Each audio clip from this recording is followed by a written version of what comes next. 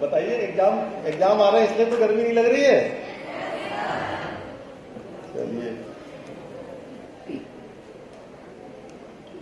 डर लग रहा है?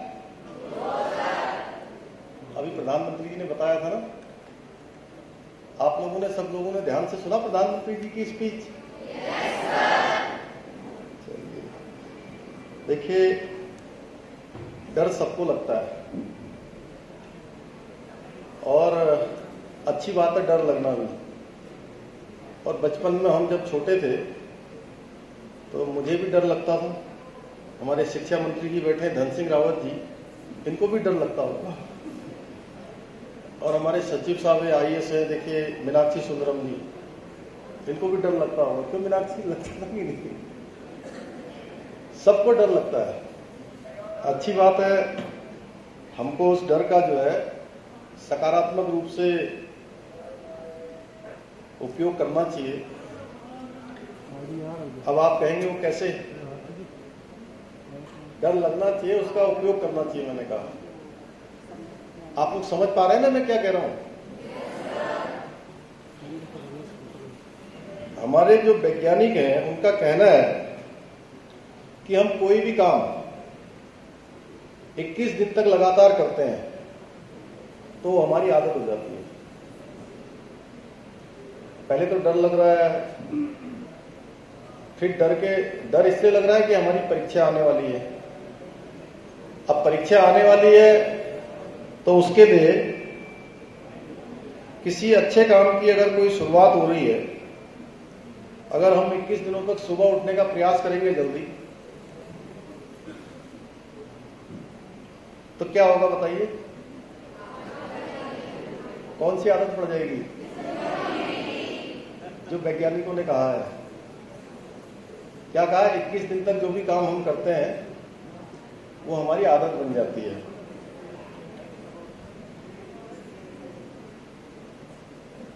और कुछ दिनों के बाद देखेंगे कि आपकी जो है ये आदत में आ जाएगा कि सुबह उठने में आपको कोई डर नहीं लगेगा, कोई परेशानी नहीं होगी। मैं भी एक सैनिक का पुत्र हूं और इसी कारण से अनुशासन को मैंने अपने जीवन में पूरी तरह से अपनाया हुआ है।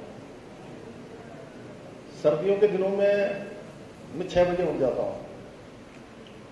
1 बजे सो चाहे 2 बजे सो, 6 बजे उठने की आदत है। और जब जैसे गर्मी आ जाती है तो मैं 5 बजे उठ जाता हूं। और ये आदत मैंने अपने पिताजी से ज्यादा अपनी माँ से सीखी, क्योंकि मेरी माँ वो मुझसे पहले उठ जाती थी और सवेरे जल्दी उठती थी। इसलिए हम लोग कोई भी काम दूसरों से भी वही काम कह सकते हैं जो हम स्वयं पहले कर सकते हैं या स्वयं पहले कर पाए। माताजी पहले उठती थी तो उनको देखा देखी जो है हम सभी भाई बहन सुबह जल्दी उठ जाते थे। हमारे देश के राष्ट्रपति रहे प्रोफेसर कलाम, उनको हम सब लोग प्यार से क्या कहते थे? चचा कलाम। चचा कलाम को जानते हैं ना आप लोग? अब हमारे बीच में नहीं है, लेकिन वो हमारे देश के बच्चों से और आने वाली पीढ़ियों से उनको बहुत लगाव था और उन्होंने बहुत सारे सपने देखे थे। उन सपनों में उन्होंने बहुत सारे, हमारे लिए बहुत सारी किताबें लिखी। मिजाइल मैन के नाम से, विजन 2020, रामेश्वरम से लेकर राष्ट्रपति भवन तक उनके सफर के बारे में बहुत सारी चीजें हैं। उन्होंने कहा कि इस संसार को केवल, इस राष्ट्र को भी केवल 3 लोग बदल सकते हैं, उसमें माता पिता और हमारे जो गुरु हैं, जो हमारे शिक्षागण हैं। इसलिए आज के समय में जैसे प्रधानमंत्री जी पूछ रहे थे ना कि कितने लोगों के माता पिता चिंतित हैं। पढ़ते आप लोग हैं लेकिन माता पिता के बारे में वो पूछ रहे थे। तो आप सबके ऊपर, माता पिता और गुरुओं से कहना चाहता हूं कि आप पर बहुत बड़ी जिम्मेदारी है। और ये बात मैं एक मुख्यमंत्री होने के नाते नहीं कह रहा हूं, बल्कि एक अभिभावक होने के नाते कह रहा हूं जैसा आज के इस परीक्षा पर चर्चा पर माननीय प्रधानमंत्री जी ने हम सबके बीच में कही है, क्योंकि आजकल बच्चों को नहीं बल्कि उनके माता पिता को अधिक टेंशन है। मैं देखता हूं हमारे समय में तो चूंकि हम लोग खुद तख्ती में पढ़ते थे और स्कूल हम लोग तख्ती लेकर जाते थे। आप लोगों ने देखा क्योंकि तख्ती में तो आपको देखा ही नहीं होगा किसी ने, इन बच्चों ने तो देखा नहीं होगा, लेकिन वो मैडम जो हंस रही है आपने तो पढ़ा होगा तख्ती में। यहाँ कितने लोगों ने पढ़ा, जरा एक बार हाथ उठा दीजिए तो बड़ा अच्छा लगेगा। बहुत लोग हैं। तो बच्चे सोच रहे होंगे तख्ती क्या होती है। किशोर भाई आपने ही पढ़ा? तो एक तख्ती होती थी और तख्ती हम लोग स्कूल लेके जाते थे। स्कूल में फिर उसमें जो है लिखते थे, दवात होती थी और उसमें कलम होती थी। उस दवात में खड़िया को घूमते थे और खड़िया को घूमने के बाद फिर कलम से लिखते थे और अच्छा लिखते थे, बिल्कुल फर्स्ट क्लास, अच्छा एकदम समझ में आता था। और जब शाम को घर आते थे तो उसको हम लोग मिटा देते थे, उसको साफ करते थे। अब अगले दिन के लिए तख्ती तैयार कैसे होती थी? अगले दिन के लिए तख्ती तैयार ऐसे होती थी कि शाम को हमने जो खड़िया से लिखा है, दवात कलम से लिखा है, उसको मिटाया। घर में कोई पुराने वाले सेल, अब आजकल के समय में तो रेडियो धीरे धीरे बंद हो जा रहे हैं, पहले सेल थे टॉर्च में और रेडियो में, उसमें सेल लगते थे। तो वो सेल जो है जब पूरे यूज हो जाते हैं तो वो काले हो जाते हैं अंदर से। तो हम लोग बड़े संभाल के उनको रखते थे। उस सेल को फोड़ते थे और सेल को फोड़ने के बाद उसको गीला करते थे और गीला करने के बाद तख्ती को जो है पूरा लेप करते थे और रात में सूखने के लिए छोड़ देते थे।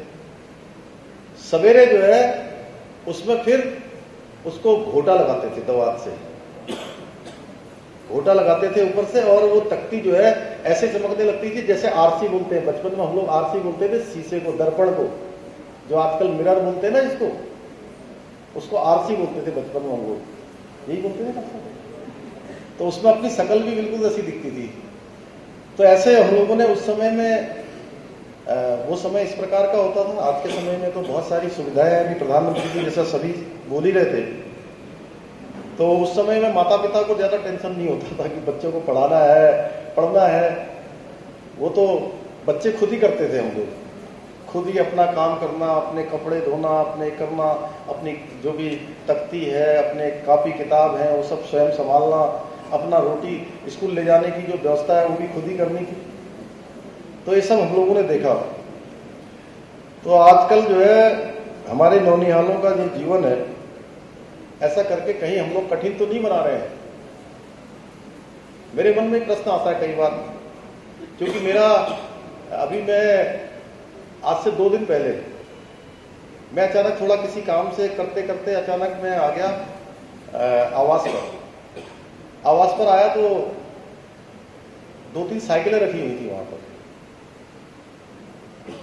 तो बच्चों ने कहा मेरे से कि पापा साइकिल चलाओ मेरे से। मेरा छोटा बेटा अभी 9 साल का है, बड़ा वाला 11 साल में आ गया है। तो बोला मेरे साथ साइकिल चलाओ, साइकिल चलाओ। तो मैंने कहा चल मैं साइकिल चलाता हूँ। अच्छा ये बता बड़े होके क्या बनोगे?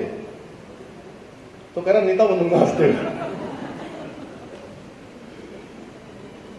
तो इसका मतलब यह है कि हमारे जो बच्चे हैं वो अपने माता पिता को, अपने गुरुजनों को बहुत ध्यान से देखते रहते हैं, और वो जो काम उनके माता पिता करते हैं वो सोचते हैं कि हम भी वही काम कर रहे हैं।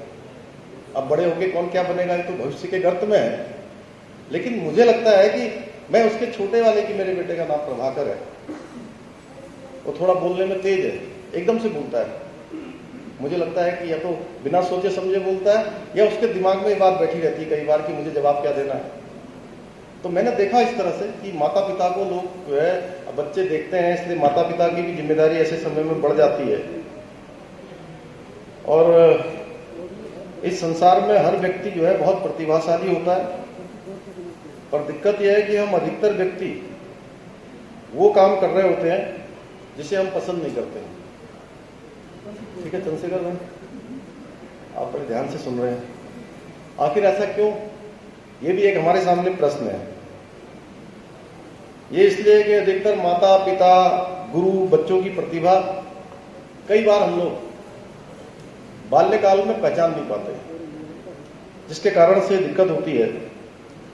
और इसके कारण से जो हमारे बच्चों के मन में होता है, जब हम उसको पहचान नहीं पाते हैं तो कहीं ना कहीं उनके विकास में बाधा भी बनती है।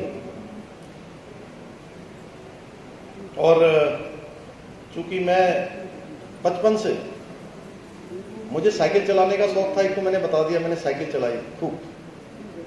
और मैं अपने घर से 8 किलोमीटर दूर साइकिल से आता था और मैंने घड़ी में टाइम देख के कि मैं 5 मिनट में पहुंचना है मुझे, यहाँ इतनी तेज चलाता था मैं। और दूसरा, मुझे तैराकी करने का बहुत शौक था, क्योंकि मेरे घर के ठीक सामने शारदा नहर है और उसको जैसे आजकल के दिन आ गए हैं ये वाले अप्रैल के दिन, तो जैसे अभी यहाँ कम गर्मी है लेकिन उधर ज्यादा गर्मी हो जाती है। तो हम क्या करते थे, दिन भर स्कूल हमारा 12 बजे तक होता था, 12 बजे स्कूल से आए और सीधे नहर में गोता लगाते थे और आधे घंटे तक उसी में नहर में ही रहते थे। अब तो वहां मगरमच्छ आ गए तो नहाने में थोड़ा दिक्कत होती है। अभी मैं सोचता हूँ कभी कभी कि मैं जाऊं और नहाऊं। उस समय में पूरे दिन भर और आधा घंटा उसके अंदर रहे और आधे घंटे के बाद जैसे ही ठंडा हो गया फिर वापस आकर धूप में बैठ गए।